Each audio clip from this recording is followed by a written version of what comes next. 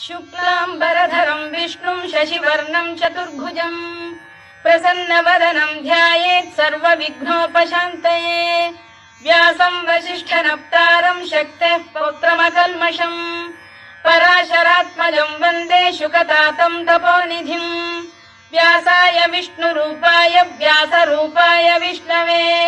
नमो वै ब्रह्मनिधये वासिष्ठाय नमो नमः। अविकाराय शुद्धाय नित्याय परमात्मने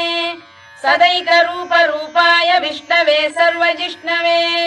यस्य स्मरणमात्रेण जन्म संसारबन्धनात् विमुच्यते नमस्तस्मै विष्णवे प्रभविष्णवे। ॐ नमो विष्णवे प्रभविष्णवे। श्रीवैशम्पायन उवाच श्रुत्वा धर्मानशेषेण पावनानि च सर्वशः युधिष्ठिरः शान्तनवं पुनरेवाभ्यभाषत। युधिष्ठिर उवाच किमेकं दैवतं लोके किं वाप्येकं परायणम् स्तुवन्तः कङ्कमर्चन्तः प्राप्नुयुर्मानवा शुभम्। को धर्मः सर्वधर्माणां भवतः परमो मतः किं जपन्मुच्यते जन्तुर्जन्म संसारबन्धनात्। श्रीभीष्म उवाच जगत्प्रभुं देवदेवमनन्तं पुरुषोत्तमम् स्तुवन्नाम सहस्रेण पुरुषः सततोत्थितः तमेव चार्चयन् नित्यं भक्त्या पुरुषमव्ययम् ध्यायन् स्तुवन् नमस्यं च यजमानस्तमेव च अनादिनिधनं विष्णुं सर्वलोकमहेश्वरम् लोकाध्यक्षं स्तुवन् नित्यं सर्वदुःखातिगो भवेत्। ब्रह्मण्यं सर्वधर्मज्ञं लोकानां कीर्तिवर्धनम् लोकनाथं महद्भूतं सर्वभूतभवोद्भवम् एष मे सर्वधर्माणां धर्मोऽधिकतमो मतः यद्भक्त्या पुण्डरीकाक्षं स्तवैरर्चेन्नरः सदा परमं यो महत्तेजः परमं यो महत्तपः परमं यो महद्ब्रह्म परमं यः परायणम् पवित्राणां पवित्रं यो मङ्गलानां च मङ्गलम् दैवतं देवतानां च भूतानां यो व्ययः यतः सर्वाणि भूतानि भवन्त्यादियुगागमे यस्मिंश्च प्रलयं यान्ति पुनरेव युगक्षये तस्य लोकप्रधानस्य जगन्नाथस्य भूपते विष्णोर्नाम सहस्रं मे शृणु पापभयापहम् यानि नामानि गौणानि विख्यातानि महात्मनः ऋषिभिः परिगीतानि तानि वक्ष्यामि भूतये। ऋषिर्नाम्नां सहस्रस्य वेदव्यासो महामुनिः छन्दोऽनुष्टुप् तथा देवो भगवान् देवकीसुतः अमृतांशुद्भवो बीजं शक्तिर्देवकीनन्दनः त्रिसामाहृदयं तस्य शान्त्यर्थे विनियुज्यते विष्णुं जिष्णुं महाविष्णुं प्रभविष्णुं महेश्वरम् अनेकरूपदैत्यान्तं नमामि पुरुषोत्तमम्। अस्य श्रीविष्णोर्दिव्यसहस्रनामस्तोत्रमहामन्त्रस्य श्रीवेदव्यासो भगवान् ऋषिः अनुष्टुप्छन्दः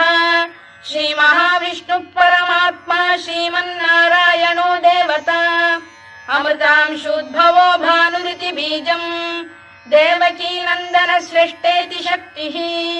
उद्भवः क्षोभणो देव इति परमो मन्त्रः शङ्खबृन्नन्दकी चक्रीति कीलकम् शार्ङ्गधन्वा गदाधर इत्यस्त्रम् रथाङ्गपाणिरक्षोभ्य इति नेत्रम् त्रिसामासामधः सामेति कवचम् आनन्दम् परब्रह्मेति योनिः ऋतुः सुदर्शनकाल इति दिग्बन्धः श्रीविश्वरूप इति ध्यानम् श्रीमहाविष्णुप्रीत्यर्थे सहस्रनाम जपे विनियोगः। ध्यानम्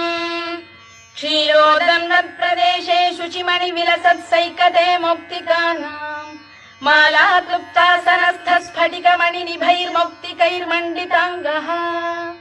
शुभ्रैरभ्रैरदभ्रैरुपरि विरचितैर्मुक्तपीयूषवर्षैः आनन्दीन पुरीयादरि नलिन गदा शङ्खपाणिर्मुकुन्दः भूः पादौ यस्य नाभिर्वियदसुरनिलश्चन्द्रसूर्यौ च नेत्रे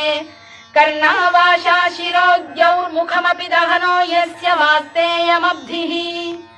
अन्तस्थं यस्य विश्वं सुरनरखगो भोगि गन्धर्व दैत्यैः चित्रं रम्यते तं त्रिभुवन वपुषं विष्णुमीशं नमामि। ॐ नमो भगवते वासुदेवाय। शान्ताकारं भुजगशयनं पद्मनाभं सुरेशं विश्वाधारं गगनसदृशं मेघवर्णं शुभाङ्गम्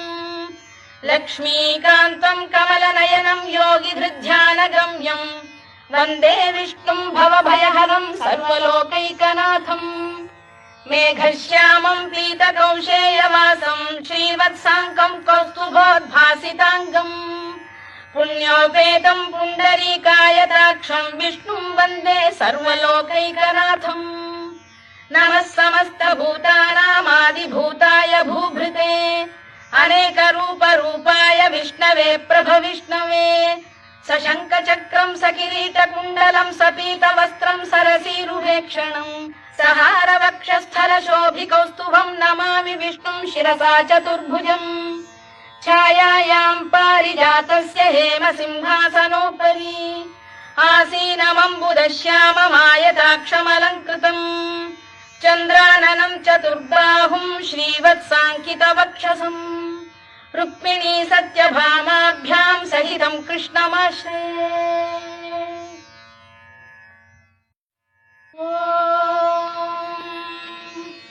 विश्वं विष्णुर्वषत्कारो भूतभव्य भवत्प्रभुः भूतभृद्भावो भूतात्मा भूतभावनः भूतात्मा परमात्मा च मुक्तानां परमागतिः अव्ययः पुरुषः साक्षी क्षेत्रज्ञोऽक्षर एव च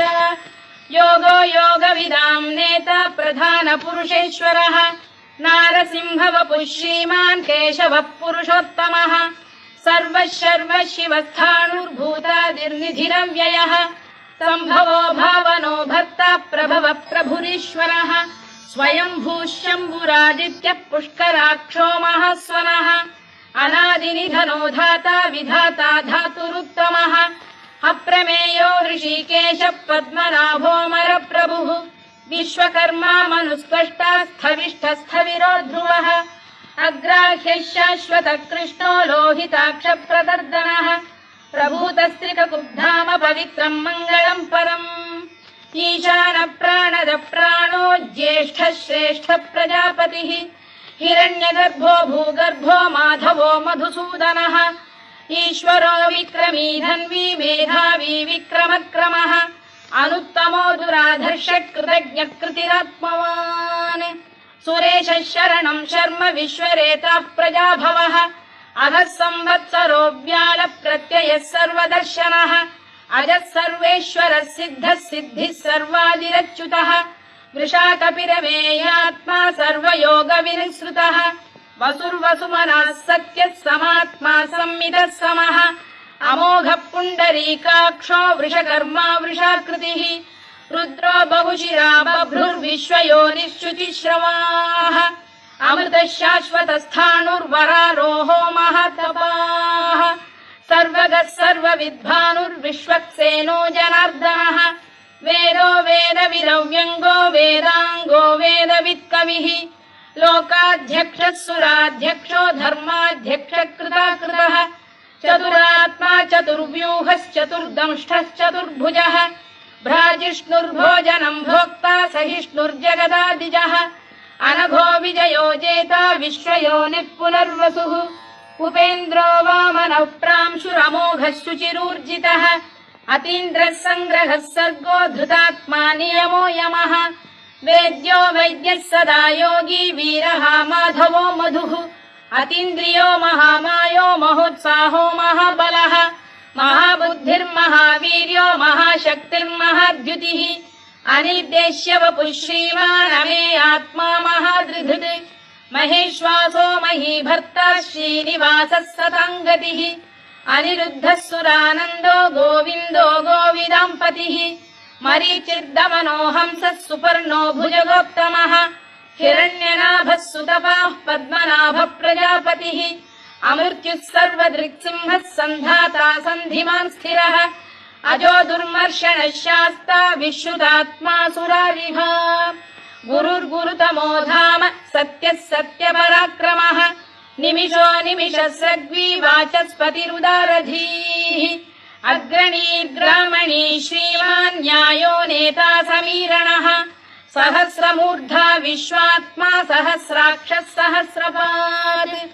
आवर्तनो निवृत्तात्मा संवृतः सम्प्रवर्धनः अधः संवर्तको वह्निरनिरोधरणीधरः सुप्रसाद प्रसन्नात्मा विश्वधृक् विश्वभुग्विभुः सत्कर्ता सत्कृतः साधुर्जह्नुर्नारायणो नरः असङ्ख्येयो प्रमेयात्मा विशिष्टः शिष्टकृच्छुचिः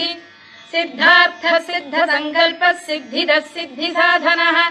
वृषाही वृषभो विष्णुर्वृषपर्वा वृषोदरः वर्धनो वर्धमानश्च विविक्तः श्रुतिसागरः सुभुजो दुर्धरो वाग्मी महेन्द्रो वसुदो वसुः नैकरूपो बृहद्रूपः शिपिविष्टप्रकाशनः ओजस्तेजोऽब्जुदिधर प्रकाशात्मा प्रतापनः वृद्धस्पष्टाक्षरो मन्त्रश्चन्द्रांशुर्भास्करद्युतिः अमृतांशुद्भवो भानुः शशबिन्दुः सुरेश्वरः औषधम् जगतः सेतुः सत्यधर्मपराक्रमः भूतभव्यभवन्नाथः पवनः पावनो नरः कामः कामकृत्कान्तः कामः कामप्रदप्रभुः युगादिकृद्युगावर्तो नैकमायो महाशनः अदृश्यो व्यक्तरूपश्च सहस्रजिदनन्तजित् इष्टो विशिष्टः शिष्टेष्टः शिखण्डी नघुषो वृषः क्रोधः क्रोधकृत्कर्ता विश्वबाहुर्महीधरः अच्युत प्रतिथ प्राण प्राणदो वासवानुजः अपाम् निधिरधिष्ठानमप्रमत्त प्रतिष्ठितः स्कन्द स्कन्दधरो धुर्यो वरदो वायुवाहनः वासुदेवो बृहद्भानुरादिदेवः पुरन्दरः अशोकस्तारणस्तारः शूरः शौरिर्जनेश्वरः अनुकूलः शतावर्तः पद्मी पद्मनिभेक्षणः पद्मनाभोरविन्दाक्षः पद्मगर्भः शरीरभृत् महर्धिर्वृद्धो वृद्धात्मा महाक्षो गरुडध्वजः अतुलः शरभो भीमः समयज्ञो हविर्हरिः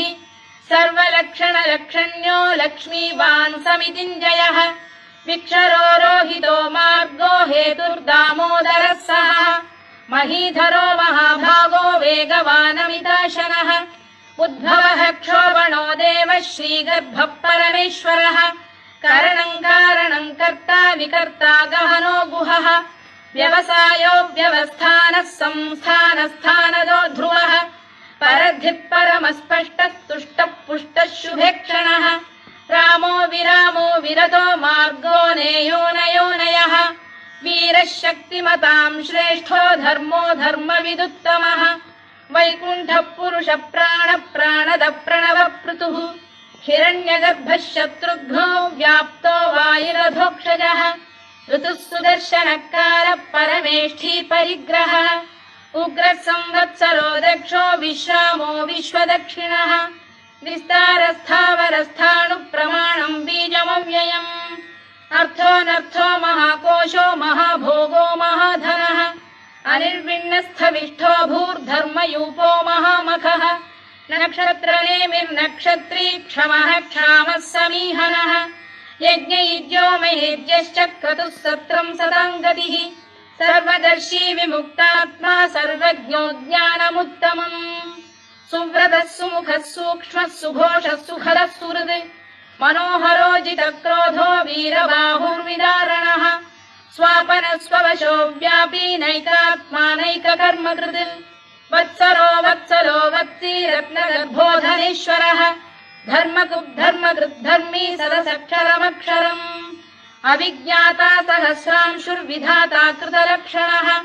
गभस्तिनेमिः सत्तस्तः सिंहो भूतमहेश्वरः आदिदेवो महादेवो देवेशो देवभृद्गुरुः उत्तरो गोपतिर्गोप्ता ज्ञानगम्यः पुरातनः शरीरभूतभृद्भोक्ता कपीन्द्रो भूरि दक्षिणः सोमपो मृतपः सोमः पुरुजिः पुरुषत्तमः विनयो जयः सत्यसन्धो दाशार्हः सात्वताम् पतिः जीवो विनयिता साक्षी मुकुन्दो मितविक्रमः अम्भोनिधिरनन्तात्मा महोदधिशयोऽन्तकः अजो महार्घः स्वाभाव्यो जितामित्रप्रमोदनः आनन्दो नन्दनो नन्दः सत्यधर्मात्रिविक्रमः महर्षि कपिलाचार्यः कृतज्ञो मेदिनीपतिः त्रिपदस्त्रिदशाध्यक्षो महाशृङ्गकृतान्तकृत् महावराहो गोविन्दः सुषेणः कनकाङ्गनी गुह्यो गभीरो गहनो गुप्तश्चक्रगदाधरः मेधास्वाङ्गो जितकृष्णो दृढः सङ्कर्षणोच्युतः वरुणो वारुणो वृक्षः पुष्कराक्षो महामनाः भगवान् भगहानन्दी वनमाली हलायुधः आदित्यो ज्योतिरादित्यः सहिष्णुर्गतिसप्तमः सुधन्वाखण्ड परशुर्दारुणो द्रविणप्रदः दिवस्पृक् सर्वदृग्व्यासो वाचस्पतिरयो निजः त्रिसामासामगः साम निर्वाणम् भेषजम् भिषज सन्न्यासकृच्छमः शान्तो निष्ठा शान्तिपरायणम् शुभाङ्गः शान्तिदः स्रष्टा कुमुदः कुवलेशयः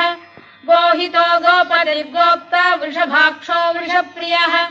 अनिवर्ती निवृत्तात्मा संक्षेप्ता क्षेमकृत् शिवः श्रीवत्सवक्षः श्रीवासः श्रीपतिः श्रीमताम्बरः श्रीधः श्रीशः श्रीनिवासः श्रीनिधिः श्रीविभावनः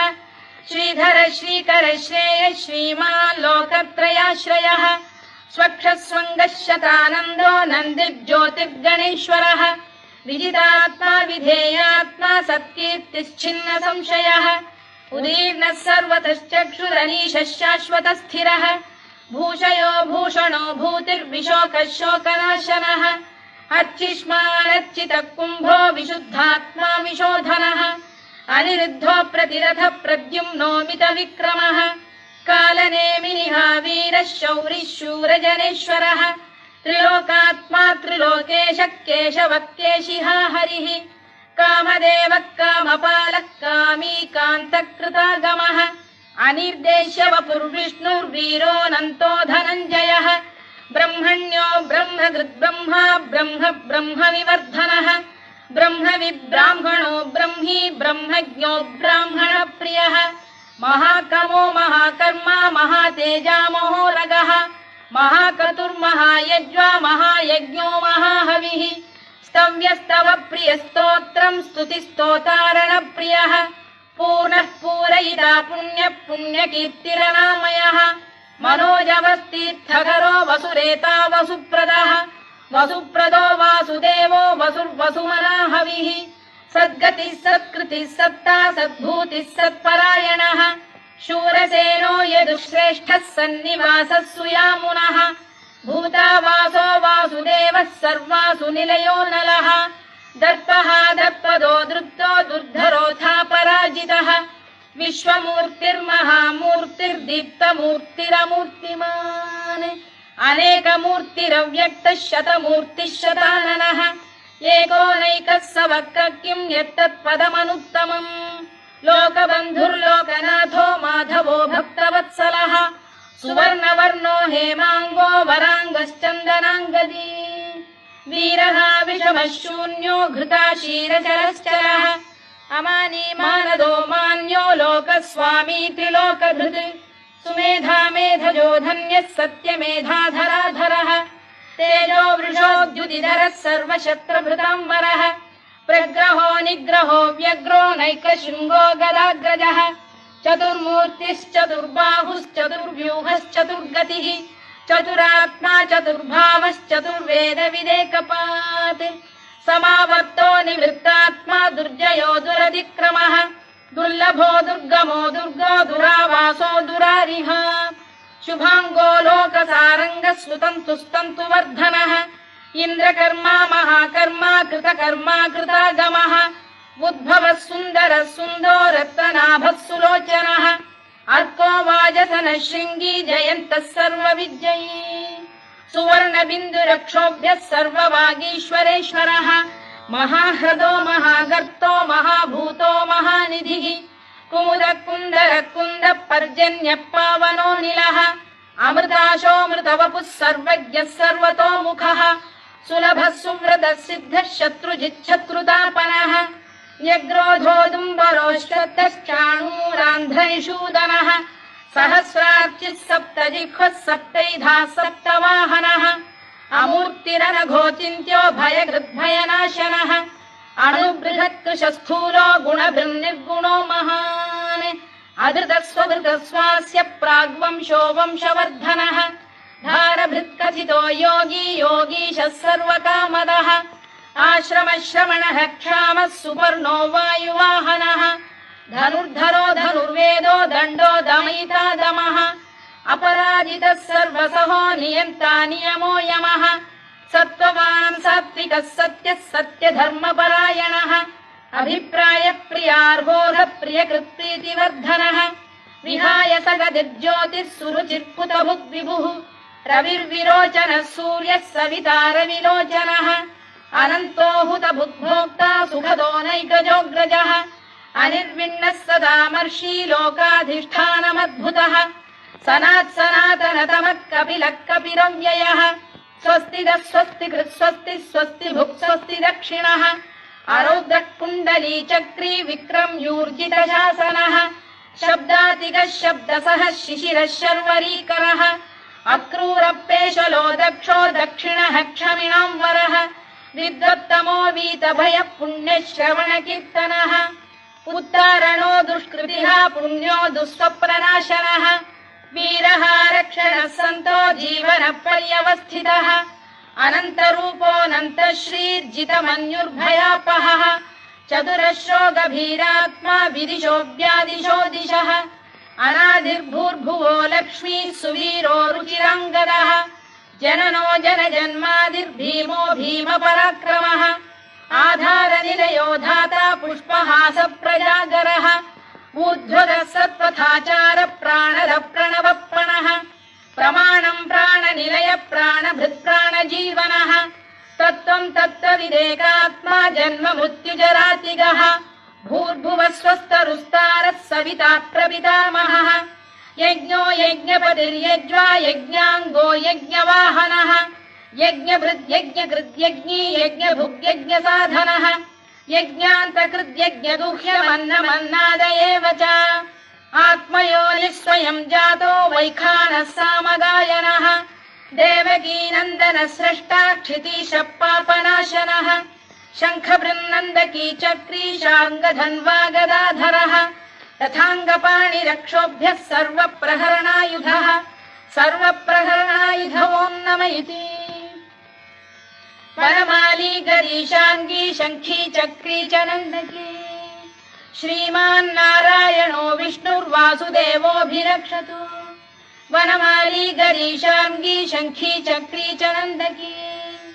श्रीमान्नारायणो विष्णुर्वासुदेवोऽभिरक्षतु वनमाली गरीशाङ्गी शङ्खी चक्री च नन्दकी श्रीमान्नारायणो विष्णुर्वासुदेवोऽभिरक्षतु इतीदम् कीर्तनीयस्य केशवस्य महात्मनः नाम्नाम् सहस्रम् दिव्यानामशेषेण प्रकीर्तितम् य इदम् शृणुयान् नित्यम् यश्चापि परिकीर्तयेत् नाशुभम् प्राप्नुयात् किञ्चित् सोमुत्रेह च मानवः वेदान्तको ब्राह्मणस्य क्षत्रियो विजयी भवेत् वैश्यो धनसमृद्धः स्यात् क्षुद्रः सुखमवाप्नुयात्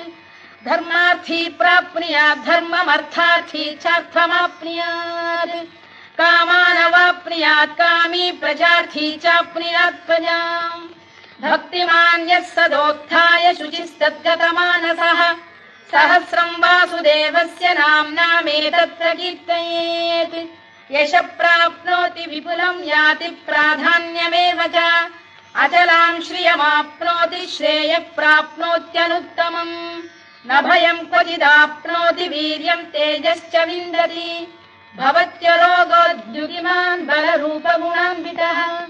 रोगार्तो मुच्यते रोगात् बद्धो मुच्येत बन्धनात् भयान्मुच्येत भीतस्तु मुच्येतापन्न आपदः दुर्गाण्यतितरत्याशु पुरुषः पुरुषोत्तमम् सुवन्नाम सहस्रेण नित्यम् भक्तिसमन्वितः वासुदेवाश्रयो मर्त्यो वासुदेवपरायणः सर्वपापविशुद्धात्मा याति ब्रह्म सनातनम् न वासुदेव भक्तानामशुभम् विद्यते क्वचित् जन्म मृत्युजरा व्याधि भयम् नैवोपजायते इमं स्तवमधीयानः श्रद्धा भक्ति समन्वितः युज्येतात्मसुखक्षान्ति श्रीधृति स्मृति कीर्तिभिः न क्रोधो न च मात्सर्यम् न लोभो न शुभामतिः भवन्ति कृतपुण्यानाम् भक्तानाम् पुरुषोत्तमे द्यौः स चन्द्रार्कनक्षत्राखम् दिशो भूर्महो दधिः वासुदेवस्य वीर्येण विधृतानि महात्मनः ससुरासुरगन्धर्वम् स यक्षोरगराक्षसम् जगत्वशे वर्ततेदम् कृष्णस्य सचराचरम् इन्द्रियाणि मनो बुद्धिः सत्त्वम् तेजो बलम् धृतिः वासुदेवात्मकान्याहुः क्षेत्रम् क्षेत्रज्ञ एव च सर्वागमानामाचार प्रथमम् परिकल्पते आचार प्रभवो धर्मो धर्मस्य प्रभुरच्युतः ऋषयः पितरो देवा महाभूतानि धातवः जङ्गमा जङ्गमम् चेदम् जगन्नारायणोद्भवम् योगो ज्ञानम् तथा साङ्ख्यम् विद्या शिल्पादिकर्म च वेदाः शास्त्राणि विज्ञानमेतत् सर्वम् जनार्दनात् एको विष्णुर्महद्भूतम् पृथग्भूतान्यनेकशः त्रीन् लोकान् व्याप्य भूतात्मा भुङ्क्ते विश्वभुवव्ययः इमं स्तवम् भगवतो विष्णोर्व्यासेन कीर्तितम् पठेद्य इच्छेत् पुरुषः श्रेयत् प्राप्तुम् सुखानि च विश्वेश्वरमजम् देवम् जगतः प्रभुमव्ययम् भजन्ति ये पुष्कराक्षम् न ते यान्ति पराभवम् न ते यान्ति पराभवम् ओन्नम इति अर्जुनोवाच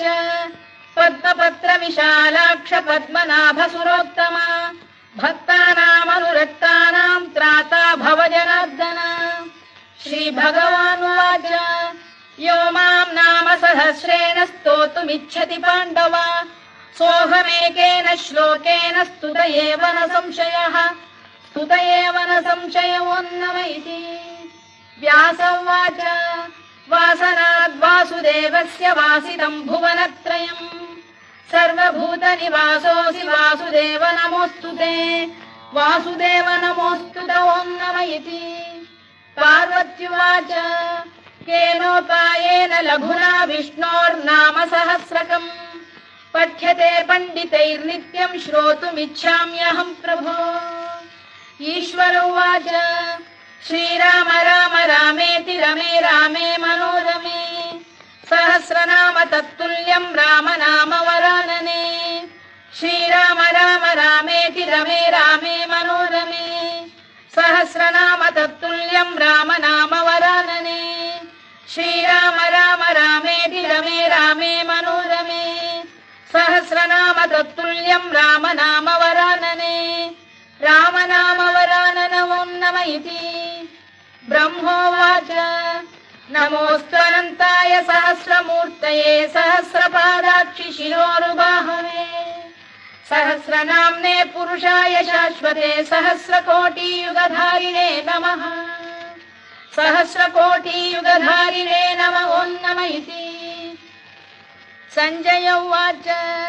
यत्र योगेश्वर कृष्णो यत्र पार्थो धनुर्धरः तत्र श्रीर्विजयो भूतिर्ध्रुवा नीतिर्मतिर्मम श्रीभगवानुवाच अनन्याश्चिन्तयन्तो मां ये जनाः पर्युपासते तेषाम् नित्याभियुक्तानां योगक्षेमम् वहाम्यहम् परित्राणाय साधूनां विनाशाय च दुष्कृताम् धर्म संस्थापनार्थाय सम्भवामि युगे युगे आर्ता विषण्णाः शिथिलाश्च भीता घोरेषु च व्याधिषु वर्तमानाः संकीर्त्य नारायण शब्दमात्रम् विमुक्तदुःखाः सुखिनो भवन्तु